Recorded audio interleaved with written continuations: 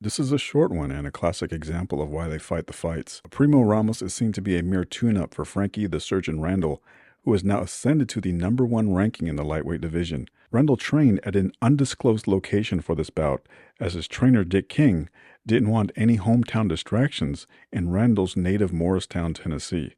So the stakes are high as Randall is promised a title shot against either WBA champion Edwin Rosario or IBF champion Vinny Pazienza. His opponent, Primo Ramos, is coming off a 4th-round knockout of Yogi Buchanan, but is best known for giving Meldrick Taylor a good fight 6 months prior to this bout. So in the defense of Randall's team, there really isn't much to Ramos's resume to give them pause. Randall's trainer King stated that he had spent more than 40 hours watching videotapes of Ramos's fights against Robin Blake, Terrence Ali, and Meldrick Taylor, stating before the bout, quote, "I'm finding out he's a better fighter than I thought." Doesn't. He cut hair for his friends down at the Morristown, Tennessee Boys Club, and he got the nickname the Surgeon. May give you some idea as to his ability as a barber. Let's see what his ability as a boxer is here against Ramos. What Frankie Randall likes to do, you saw him there, is jab to the belly and then get his opponent looking down there and come with that straight right hand to the head.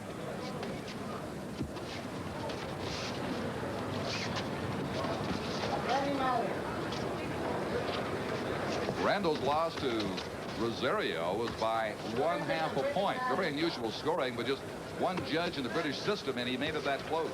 That's the only blemish on his professional record. And of course there was the draw to Freddie Pendleton, which is not a loss. We had that here on ESPN back in July of 1986. But Frankie Randall has been a very consistent professional.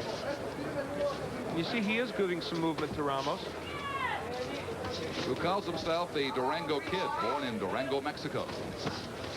Just fought Meldrick Taylor, an Olympian of the '84 crop. Lost to him a 10-round decision in Phoenix on April the 19th. Comes in off a good win over Yogi Buchanan, a knockout in 4 at the Forum in California. And Yogi, a lightweight we've seen here also, who's been making noise lately, so that was a good win for Ramos. He is 2 for 3 this year. And there you saw him when he got in there. He went to the body of Frankie Randall. He's got to work on the inside. He can't just punch once and then try and get out. Ramos says he is faster now. He is better conditioned than he has been. And against Randall, I suspect he would have to be.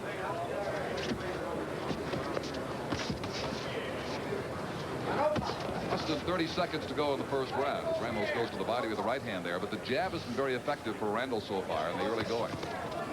Takes a left hook in response. There was that jab again from Randall as he's trying to set something up here against his opponent. But it's mainly been a round of 2 men trying to get the feel of things, to feel each other out. They're going a long way. And that'll do it. Round number 1. Fighters, it is an off overlooked area as he goes to the body with the left hand again. You can get so much done there. He continues that onslaught on the body of Frankie Randall. I think it's because you have to have a real conviction in knowing that that's going to wear your opponent down. You don't get points for body punches. I mean, I don't know why, but even clean body punches that land don't seem to have much effect on the judges. They just don't seem to count those. I don't know why. But you do in amateur boxing, but not on the pro game. Yeah, and I mean, the pros should, but they don't. Yeah, it's more of a head-hunting sport at this level. And so therefore you concentrate on that. On the body often gets overlooked, but not on the part of Ramos. No, in this round, a good example now. He has landed a lot to Randall's body, and if they're giving him credit at the halfway point, they should have him ahead, the judges. If you don't get points for it, at least for aggressiveness, you might in the minds of the judges. But he continues that pattern now as we're past the halfway part of the second round. It is scheduled for 12 for the vacant NABF Lightweight Championship. A balmy evening here in Las Vegas. There is a threat of showers. We are outdoors at the Las Vegas Hilton, where tomorrow night Roldan will face Tommy Hearns. A minute to go in this, the second round. Exchange as the right was ripped in by Randall. He bangs and down goes Randall suddenly as Ramos with both hands decks Frankie Randall. Favored coming in here, and I'm not sure he's going to get out. He is not. This one is going to be all over, I believe. He's nowhere close to being on his feet. He got leveled with lightning fury with less than 30 seconds to go. And just like that, the #1 contender in the world is no longer the #1 contender. And Primo Ramos, I talked about his right hand. Well, obviously, he brought a good left hook with him here tonight. What an impressive win for him. And a major, major surprise. You talk about the #1 ranking. Randall is like the king for a day because he didn't have that #1 very long, and he won't have it now. But what a magnificent win for Primo Ramos, who we saw and talked about working so hard to the body. And finally, when he wore his man down, he connected with a vicious... Well, given their resume and ability, it's easy to dismiss this fight as a fluke. But Ramos was on point that night. He controlled center ring, and he set up Randall beautifully for that left hook.